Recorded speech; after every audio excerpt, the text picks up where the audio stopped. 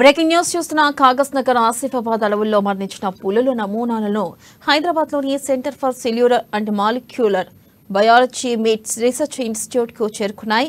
ఇక ఒకే నెలలో 2 పులులు మృతి చెందడంపై సమగ్ర అధ్యయనం కోసం వాటి నుంచి సేకరించిన వెంట్రుకలు, రక్తం, మాంసం నమూనాలను సీసీఎంబీకి అందజేశారు. గతంలో హిమాచల్ ప్రదేశ్, కాశ్మీర్లోని కొన్ని జంతువులపై అధ్యయనం చేసిన సీసీఎంబీ ఇప్పుడు పులుల మరణంపై శాస్త్రీయ అధ్యయనం జరపనుంది.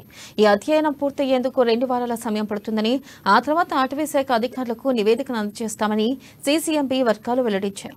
కాగజ్ నగర్లోని దరీగాం అటవీ ప్రాంతంలో ఈ నెల 6వ 2 పులుల మధ్య జరిగిన కొట్లాటలో ఓ పులి చనిపోయినట్లుగా అధికారులు ప్రకటించిన విషయం తెలిసిందే.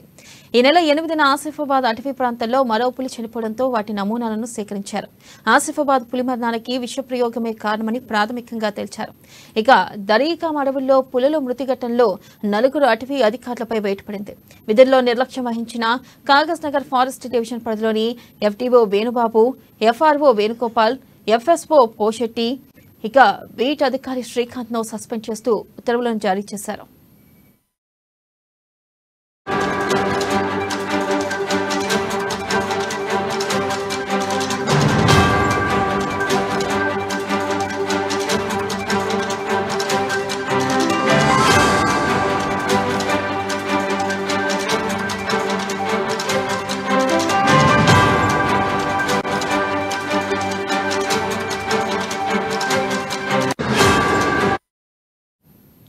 బ్రేకింగ్ న్యూస్ చూస్తున్నాం. కాగజ్ నగర్ ఆసిఫాబాద్ అడవుల్లో మరణించిన పులుల నమూనాలు హైదరాబాద్లోని centre for cellular and molecular biology meet research institute కి చేరుకున్నాయి. ఒకే నెలలో 2 పులులు మృతి చెందడంపై సమగ్ర అధ్యయనం కోసం వాటి నుంచి సేకరించిన వెంట్రుకలు, రక్తం, మాంసం నమూనాలను సీసీఎంబీకి అందజేశారు. గతంలో హిమాచల్ ప్రదేశ్, కాశ్మీర్లోని కొన్ని జంతువులపై అధ్యయనం చేసిన సీసీఎంబీ ఇప్పుడు పులుల మరణంపై శాస్త్రీయ అధ్యయనం జరపనుంది. ఈ అధ్యయనం పూర్తయ్యేందుకు 2 వారాల సమయం పడుతుందని, ఆ తర్వాత అటవీ శాఖ అధికారులకు నివేదికను అందజేస్తామని సీసీఎంబీ వర్గాలు వెల్లడించారు.